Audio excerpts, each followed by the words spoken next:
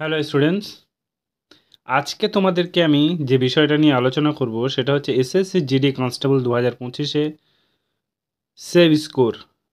এতদিনে যে এক্সামগুলো হয়েছে তার উপর ভিত্তি করে আমি একটা কাট অফ বা একটা সেভ স্কোর তোমাদের সামনে একটা তুলে ধরেছি। সো আমি একটা প্রেডিকশান করেছি, কারণ এর আগের বছরও আমি প্রেডিকশান করেছিলাম আর সেটা ঠিকও হয়েছিল।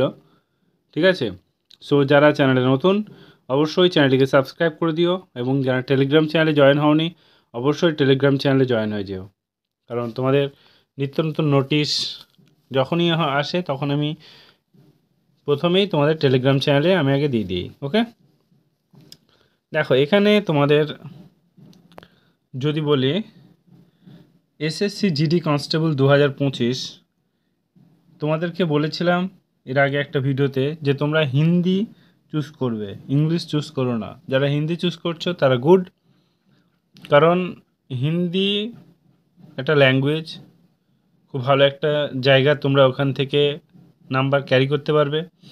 ইংলিশে তো অতটা সবার জন্য সেফ নয়। ঠিক আছে, যার জন্য ইংলিশ ভালো সে ভালো।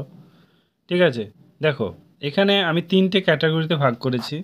একটা হচ্ছে তোমাদের মোটামুটি পড়াশোনা করে তারা, যারা ওই ফাঁকি মারে, মাঝে মাঝে পড়াশোনা করে আবার করেও না। আর যারা তোমাদের সব সময়তেই পড়াশোনার মধ্যেই থাকে, তাদের জন্য আমি 3টে ক্যাটাগরি বানিয়েছি। দেখো এবার একে একে জিকে থেকে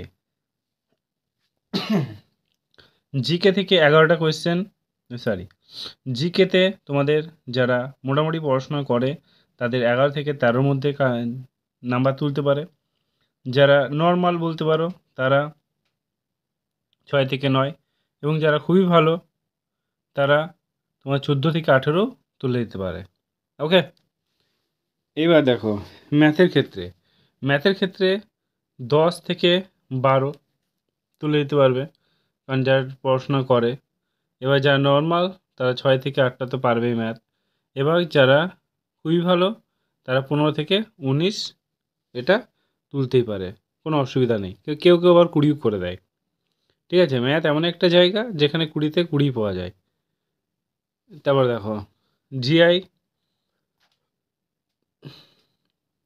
তোমাদের জিআই এমন একটা সাবজেক্ট যে এখানে যে কেউ 20-র মধ্যে 20 তুলতে হবে, 20টা কোয়েশ্চেনে 20টা কোয়েশ্চেনই করে আসতে পারবে। সো আমি ধরে নিলাম 13 থেকে 15, আর নর্মালদের জন্য 8 থেকে 10, এবং যারা খুবই ভালো তারা 17 থেকে 20। হিন্দি হিন্দি মোটামুটি সবাই সবাই পারবে, 14 থেকে 17। এবার নর্মালদের জন্য 9 থেকে 14 ধরেছি, এবং মিডিয়ামদের জন্য, মিডিয়াম বলছি সরি, যারা সবথেকে ভালো পারে 16 থেকে 20। ঠিক আছে, এটাই আমি তোমাদের সামনে তুলে ধরেছি। এই এই স্কোরের মধ্যে যারা থাকবে, তারপর তো নর্মালাইজেশন আছেই, এই স্কোরের মধ্যে যারা থাকবে আমি বলবো এইখানে এটা হচ্ছে সেভ স্কোর। ঠিক আছে, চলো আমরা একে একে একটু ডিটেলসে বলি তোমাদেরকে, না হলে বুঝতে পারবে না ব্যাপারটা। এখানে তোমাদের 65টা কোয়েশ্চেন, আমি এখান থেকে যদি ধরি 40 থেকে 50, আর আমি এখানে যদি ধরি তাহলে 55 ধরবো। ঠিক আছে, সেই এখানে যে 30 থেকে 40, এই 40 থেকে 50, এটা কিন্তু একটা, যদিও এরা কোয়ালিফাই করবে, কিন্তু ফাইনাল মেরিট লিস্টে গিয়ে এদের প্রবলেম হতে পারে এখানে। এবার এই স্কোরটা কত, 55। এখানে যদি আমি ধরি চলি, যারা খুবই ভালো তারা 130 প্লাস তুলে দেবে। সো এটা তোমাদের যারা এইখানের মধ্যে আছো তাদের বলতে পারো এরা সেফ জোনে আছে। ঠিক আছে, এবার যারা নর্মাল তাদের জন্য যদি বলি 80 থেকে 85 নর্মালাইজেশন করে, 80 থেকে 95। ঠিক আছে, এখানে হয়তো প্রিলিমস কোয়ালিফাই করলে মাঠেও ডাক পেলে, কিন্তু ফাইনাল লিস্টে গিয়ে প্রবলেম হতে পারে।